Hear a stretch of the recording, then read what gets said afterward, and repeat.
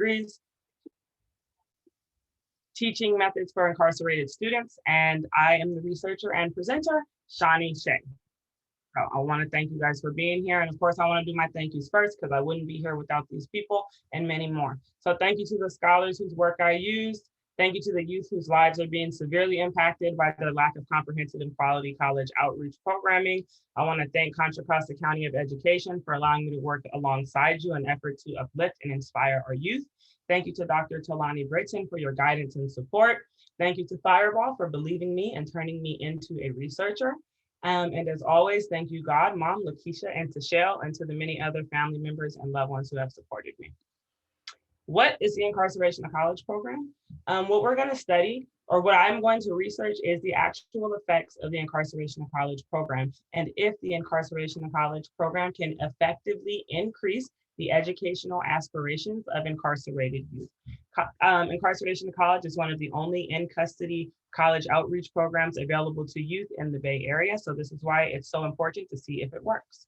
So that's kind of why we want to study it. Also, because we recognize through research that juvenile offenders are less prepared and emotionally and also academically to attend college.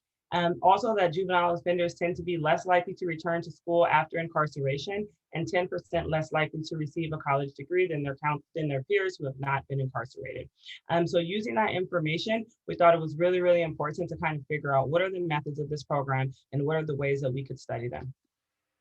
So some of the youth that we will be studying on a bigger macro scale in California, the youth that are arrested in 2018 for juvenile felony arrest are predominantly non-white. So we're just looking at that in California in general. When we take it down to a kind of a micro scale, we'll see that the youth in Contra Costa County who will be directly impacted by this research are predominantly non-white. Also, there is a shift a little bit, as you can see that it becomes almost half of the youth that are incarcerated in Contra Costa County are Black. So some of the methods that are used in the Incarceration to College program are really, really sensitive to this type of information, demographics. So we want to kind of focus on that. All right. So someone drew in my presentation. Thank you very much. So some of the methods that we're going to explore are culturally relevant role models. So through this research, the things that we're going to focus on and try to identify how they affect educational aspirations are culturally relevant role models, multicultural material, affirmations, and increased access to information. So here I've just kind of cited some information about how those things have worked and worked for students who are predominantly non-white. So culturally relevant role models have a 56% higher chance of increasing the development for African-American students. The use of multicultural materials and how that helps to increase educational aspirations. We want to make sure that we're studying and focusing on all those things for a reason.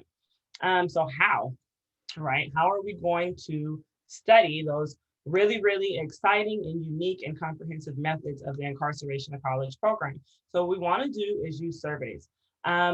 Initially, surveys seemed like the very, very best idea. This was pre-Corona. And then of course, Corona hit. And as the program began to run, it was like going on Zoom. And so, education is just not as high quality through the computer. So it became almost difficult, right, to test the effectiveness of a program because it lacked the quality based upon the fact that it had to be remote, as much good intention that was involved. However, as things are going back in person, we actually feel that surveys will continue to be the best way to get this type of information.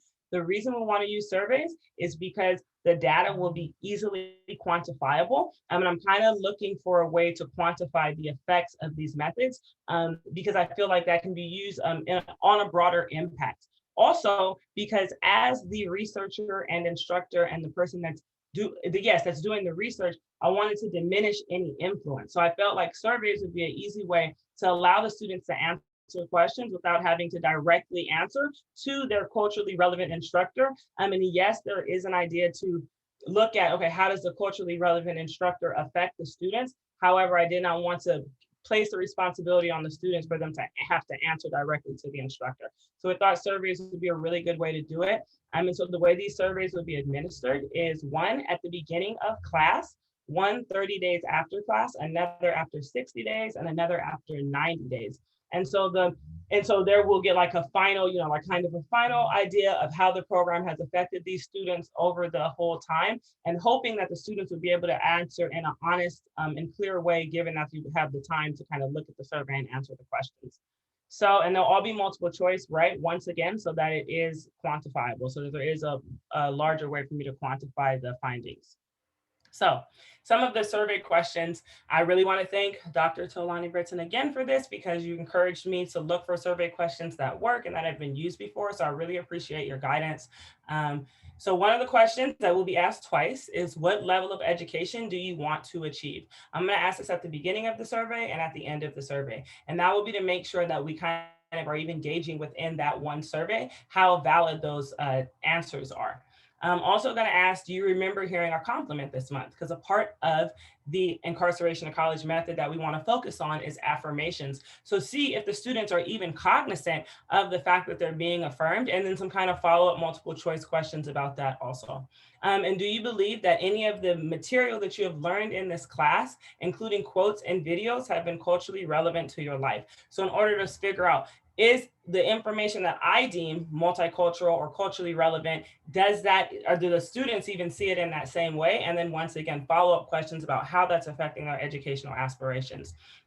Last question that I'll share, there are other questions on the survey, of course, is how much does having a previously incarcerated instructor affect how you receive this class information? So that's a big part, right? Because there's so many implications for that question, being that previously incarcerated people are usually locked out of education. It's really important to find out if previously incarcerated people are the best teachers for students who come from those same type of conditions, right? And we have to consider that the carceral state starts within preschool sometimes, right? Because of the school to prison pipeline. So it may be really, really important. We really want to ask, like, okay, how much is previously incarcerated? How much does that, having that on your record, actually become a really huge benefit in the classroom? And looking forward to seeing like all that information come out. And so my position, based on critical race methodology, the fact that I am a Black female previously incarcerated student, I will offer a very unique and valuable perspective, but also my true impetus is that I care for the students. I want to see them do well. And so I really do intend to cause the very least harm. I think that's really, really important when we're doing research, especially with groups of people who we ourselves are deeming as underserved or disenfranchised. So that positionality, I'm really happy to stand on that. And I do really think I will be a great person, right, for this research, and also for my own healing practice for what I've experienced through incarceration. Also, surveys used to decrease the influence from the teacher to the student. So I kind of talked to you guys about that already. And once again, just want to make sure that the students have the space to answer, and I have the space to kind of get some quantifiable data. And so what do I believe? I believe that the students will have a positive reaction to the incarceration to college program. And furthermore, I believe that students who participate in the incarceration to college program will have an increase in their educational aspirations. I truly believe that, and I would really love to see what the results are. I know that there may be, that might not be what happens, but I would really like to see, like, if this program does positively affect the students. So, impact beyond the research, I will leave you guys with why, once again, why this is so important. It's important to note that the methods used in the incarceration to college program are not only beneficial for Black and Brown students, they're beneficial for all students. So if we can start to find the effective teaching methods for Black and Brown students, those same methods can be extrapolated onto the entire population. So for me, that's huge. That's really, really important, right? How do we actually increase the overall education gap that we see within our system?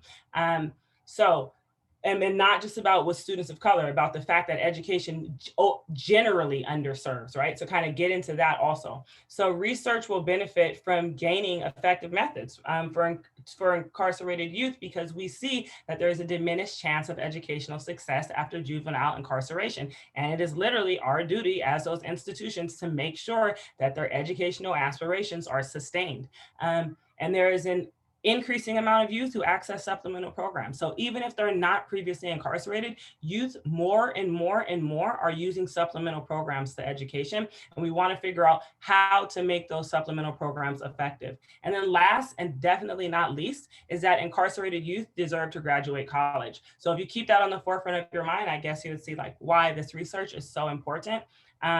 That is what I have. If you want to participate, you can always check us out on the Berkeley Underground Scholars page. If you want to donate, you can donate to the Systems Impacted Youth Fund on GoFundMe. And please comment on what you saw today. Let me know what you think. Thank you so, so much.